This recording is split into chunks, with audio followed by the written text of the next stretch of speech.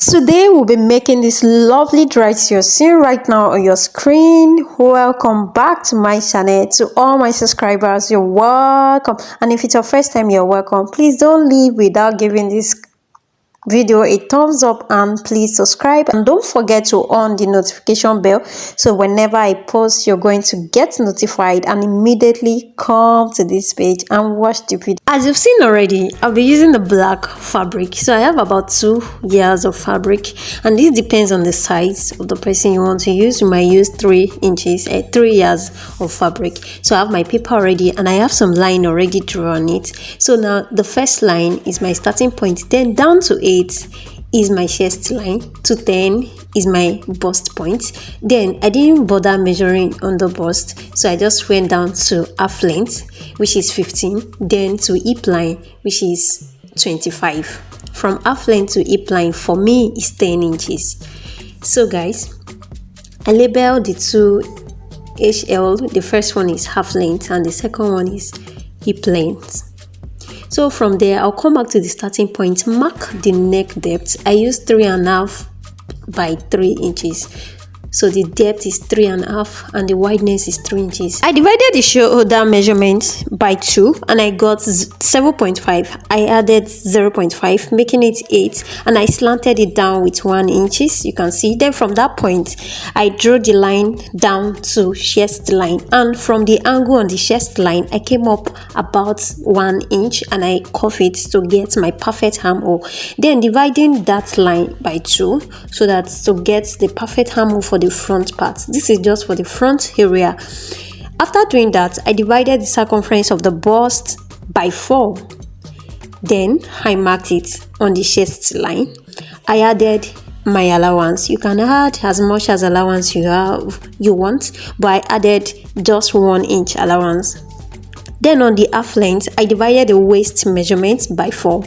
I marked it and I also added my allowance. Then on the hip, I did the same thing. I divided the hip circumference by 4 and I added allowance also. So these 3 points, I'm going to be connecting it together. Anything you're doing, don't forget to add your allowance. So I went ahead to just connect the lines, the 3 points I have together, and you can see perfectly. Basically, we have a just basic body draft here. At this point, we are going to determine the zigzag basque of the dress. Then I went straight to the down part, which is the hip line. I came up 5.5 and I also came inwardly 5.5. Just look at what I'm doing, and from there I curve the points together. You can see exactly what I have. Then on the side that I already draw, I also came up again 5.5 and I curve it to meet up with the first curve I have. So I went ahead to just cut it out, but with 5.5 you're good to go. You can as well use 5 or 5 inches also. Please like it. So now this is exactly what we have here, and I'm going to transfer this on the fabric. I have the fabric already lay on the table, and now cutting on the fabric, my fabric will be on fold. So now I want to use this pattern now to cut out the back part. Remember, the back is going to have zipper. So after placing the paper draft on the fabric, I just added about just 1 inch round and I marked it, and I'm connecting the lines together. That's exactly what I'm doing now, and this line is going to be for my zipper.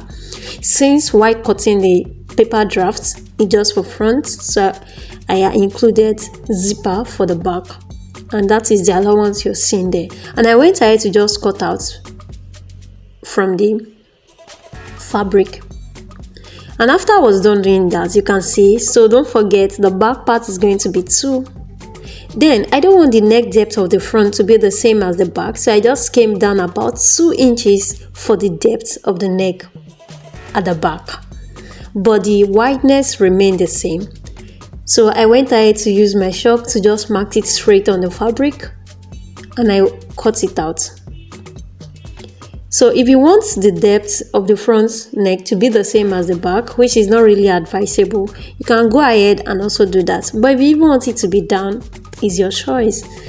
So after I was done, I just drop this aside. Then I pick up another fabric to cut out the main front part, which we already cut out on the paper draft. And now the first thing I went ahead to cut out the neck. This is the perfect neck I want for it. I cut the other parts of the body. I cut the basque parts also. Then remember, if you take note, the armhole of the cuff, the one we cuff inwardly, I cut it perfectly here on the fabric because it's the front part I want that cuff to be on. Then you can see exactly what we are after I laid what we cut out on the table. Then this is the time to determine our basque, and this is just basically your calculation.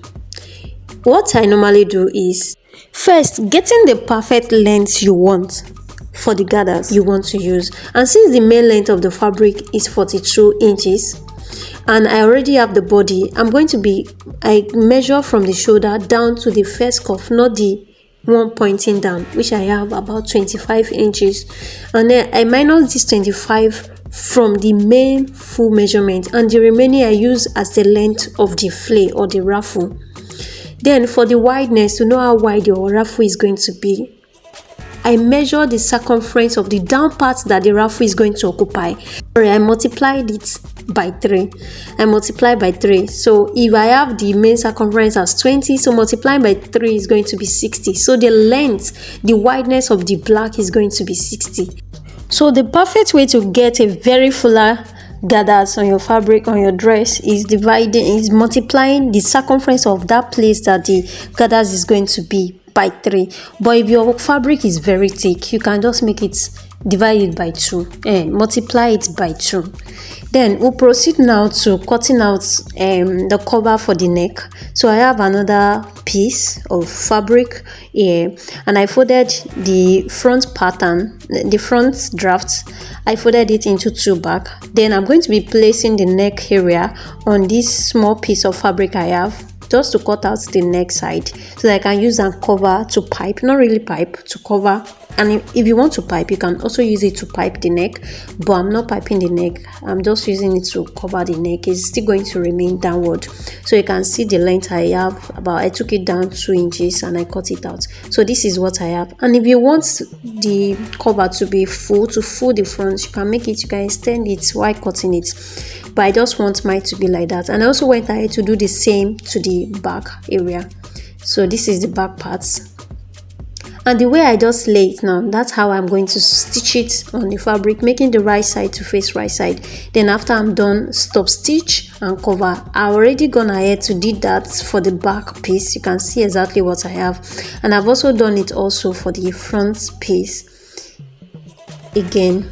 Then I'll bring the back piece together like this, and I'm going to be closing up the zipper allowance side that I have. Remember, I have zipper allowance for just 1 inch, so I'll go ahead and mark it. I'll mark the 1 inch round. Then I'll connect the lines together and use my pin to just secure it together. And you can as well just use the gather stitches to hold it up, so that later you can lose it up easily. I'm doing this so that I can connect the front and the back piece together. Okay, you can see that the neck part is not really lapping well. I'm going to be using this hemi gum while ironing it. I will put in between the cover and the main fabric, then it's going to make it stable. Then at this point, I'm going to be dividing the circumference of my bust by 2. This time around is into 2, not into 4, and I marked what I have there without any allowance, without any extra thing, just the main circumference. Then for the half length, I took it from my shoulder down to 15 inches. I marked it there first so that I will know the perfect way to get my half length. So after getting the 15 inches, I also marked the circumference, dividing it by 2. What I have, I marked it on the half length. Then I just slanted it down exactly the way you're seeing it. This is me just cross-checking maybe what I've just marked out is accurate. And after that, I brought back the back piece and I laid the front on it, making the right side to face the right side. So I'm going to go ahead and just stitch side by side. But before that, I'm going to be connecting the shoulder together. This time around, you know, we already have a cover for the shoulder, so it's not going to be very neat if you just hold it up like that and stitch it. So I'm going to be covering it. So you can see I've done for the first part. I'm going to be showing us how to do it using the second shoulder. Then the first one is I had the front part, the shoulder of the front part, both the one I use and cover and the main fabric, I had it together with a pin like this. Then I pick up the back parts, I just open it up, making the cover I used and the main fabric, open it side by side. I laid the front part, I laid it on the main fabric. Then using the cover that I used to cover the neck, I use and close it up at the back. I really hope you understand what I'm doing here. Just take a look very well, you're going to understand. And if you know how to cover, just go ahead and do the same. And after I was done, I just went ahead to stitch both the shoulder and side by side. And at this point, I already have the fabric, both back and front stitched together. Then this is me just measuring the down part where the ruffle is going to enter. And after I was done measuring it, I have about 28. Okay, first I multiplied that 28 by 2 for front and back, and what I got, I again now multiplied it by 3, and that is what I'm going to be using to put up these gathers. So I've picked up the ruffle, one side I already went ahead to put gathers. So after putting the gathers, it must be accurate with the part I want it to stay. So I'm going to be bringing the gathers now. Then I have the fabric, the one I've stitched already. I have it laid on the table, and I'm going to introduce the ruffle, the gathers. You can see it here now. This is how I'm going to place it on the stitching machine and stitch it together, making the right side face the right side. Then after I'm done, I'm going to turn it out. So you can see exactly what I have after I was done stitching it together. You can see the ruffle, you can see everything. And at this point, I've gone ahead to also put the zipper. Okay, I also waist snatched using the zipper. I hope you can do that. If not, watch any of my video. You're going to see exactly how to waist snatch using your zipper. And at this point now is to get the sleeve. And the sleeve is just like a very simple sleeve. So first I measure where I want the sleeve to reach, and I grab a paper, and this is the paper. You can see the length is very short. The whole length I want for the sleeve is about 10 inches. So I went ahead, and the wideness is 3 inches for me. This is based on preference if you want yours to be bigger. And I think originally on this fabric I'm going to be showing now is like about 2.5 inches they used, but I used my 3 inches. That is the wideness. Then the length I made it 10. I'm going to be, after cutting it, just straight cutting, I place it on the black fabric, the fabric I'm using, and I just cut it out. I'm going to be cutting this out in 2 pieces, both for right and the left sleeve. Then not just this, I will also use this to cut out on the lining. So this is the lining, you can see I just lay it on the lining to cut out. Remember, I'm also going to cutting it in 2 pieces, so I have it cut out like this. And after I was done cutting it out, then you can see how structured the sleeve is. So I'm going to be putting cloth stain and a paper stain, but this paper stain I advise to use the stronger one, because this one I had to triple it, like I doubled and put another one. So this is me after I've ironed it on the lining. Then I'm going to be closing it up with the main fabric. I place the main fabric on it, and this is the one I've gone ahead to do. So I just stitch it round, leaving that small part so that I can bring it inside out. And this is what I brought out, and this is how I'm bringing it inside out. You can see I have a sharp object there to just bring out those parts out. And after I was done, you can see exactly what we have. I just took it to my stitching machine and to the iron and iron it well. Then I brought back the main fabric, and you can see perfectly the main fabric. Now I'm going to be attaching it on the shoulder, just straight up like this. Ensure you get the half, which is going to start from the joint of the shoulder, and I just connected it together exactly the way you're seeing it. The remaining part I closed it up. And guys, that's all for the video. Thank you for watching, and see you in my next video. You can see how it turned out already. Bye.